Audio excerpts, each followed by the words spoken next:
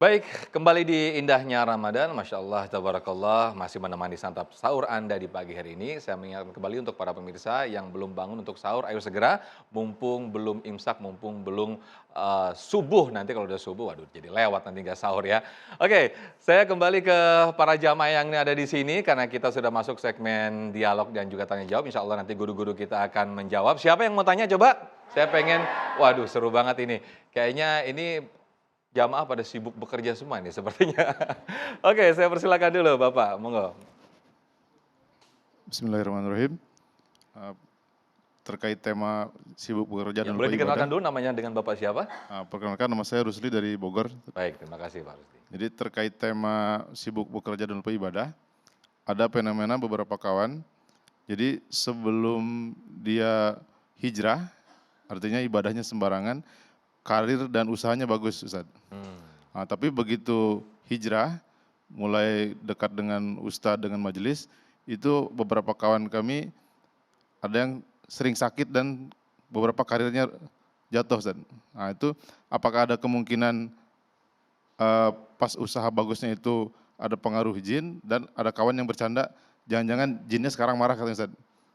Apakah ada kemungkinan seperti itu, Ustaz? Terima kasih. baik terima kasih. Saya ke Ustadz Abdul Somad terlebih dahulu, silakan Ustadz. Nggak terima jinnya Ustadz. Khiyarukum fil jahiliyah, khiyarukum fil Islam. Kalau di zaman jahiliyahnya dia orang paling kaya, di zaman jahiliyahnya dia panglima perang, maka setelah dia hijrah ke Madinah, dia masuk Islam, dia tetap seperti itu. Bukan berarti dia malah down. Waktu di Makkah dulu yang kaya adalah Abdurrahman.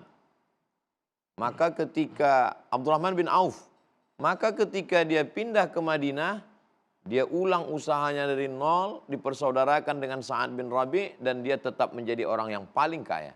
Bedanya apa? Dulu kayanya karena maksiat, karena dosa, karena riba, tapi setelah pindah, dia menjadi orang kaya yang karena Allah Subhanahu wa Ta'ala. Dulu sebelum masuk Islam, dia panglima perang. Bahkan dia pernah menyerang Nabi SAW pada perang Uhud, Khalid bin Walid. Dan setelah dia masuk Islam, dia tetap menjadi panglima perang. Dan dia menjadi kebanggaan. Dia adalah sahabi al-jalil Khalid bin Walid. Begitu juga dengan panglima perang dari Bani Aus, yaitu Sa'ad bin Ubadah. Yang ketika pembebasan kota Makkah tahun ke-8, dialah yang menjadi panglima perang yang dibawa oleh Rasulullah SAW membebaskan kota Makkah dari kafir musyrik jahiliyah. Jadi kalau ada orang sebelum taubat, sebelum hijrah, bisnisnya maju, disegani orang, tapi setelah hijrah bawaannya mau mati aja. Ini ada yang salah, ada yang keliru. Ketika ditanya, gimana bisnisnya Pak? Saya sudah tinggalkan semua dunia ini Pak Ustadz. Saya mau mati aja. Iya kalau mati, kalau enggak. Kalau begitu prinsipnya, nanti dunia ini diambil oleh orang yang tidak beriman kepada Allah. Islam ini hebat luar biasa. Kenapa? Karena sektor ekonominya dipegang oleh umat Islam. Politiknya dipegang oleh umat Islam. Umat Islam tidak boleh meninggalkan ekonomi, tidak boleh meninggalkan politik. Umat Islam tetap menguasai ini. Bagaimana Islam sampai ke negeri kita? Bagaimana Islam sampai ke Mesir? Karena ekonomi yang kuat, politik yang kuat. La tuftahannal Qastantiniyah. Konstantinopel akan dibebaskan, akan menjadi Islam. Wala ni'mal amiru amiruha. Panglima perangnya, panglima perang yang terbaik. Dia Muhammad Al-Fatih. Bukan berarti Islam ini sebagai buah yang ditunggu. Dia perlu dengan perjuangan. Bagaimana Masjidil Aqsa dibebaskan oleh Salahuddin Al-Ayyubi. Panglima perang yang luar biasa. Seorang sultan yang disegani. Begitu juga perjuangan Wali Songo dekat dengan para sultan, akhirnya muncullah kerajaan Islam Demak. Begitu juga kerajaan Islam yang ada di Pulau Sumatera, dari mulai Aceh, turun ke bawah di Sumatera Utara ada kerajaan Melayu Islam Delhi, Langkat, Serdang, Asahan, Melayu Riau, sampai di Kalimantan ada Kesultanan Al-Gadriyah. Kekuasaan itu ar-ra'iyah ala dini mulukihim. Rakyat itu mengikut agama raja-rajanya. At-tajir, pedagang, bisnismen. As-saduq, yang jujur. Al-amin, orangnya amanah. Ma'an nabiyyin, kalau mati nanti dia akan dibangkitkan bersama para nabi. Was-siddiqin, bersama orang yang benar. Was-syuhada, bersama orang mati syahid. Was-salihin, bersama orang yang soleh. Fenomena yang disebutkan tadi bahwa ada bisnismen setelah hijrah lalu kemudian sakit, lesu karena jinnya nggak setuju, itu yang tahu Ustadz Faizal. Baik, baik. Saya sedikit menambahkan apa yang ditanyakan oleh jamaah tadi. Ini juga berkaitan dengan fenomena yang pernah terjadi juga. Ada mungkin seseorang yang dia sebelumnya hidup gemerlap dengan hidup jahiliyahnya ya. Kemudian mendapatkan rezeki yang berlimpah begitu. Dan anak istri keluarganya juga semua merasakan.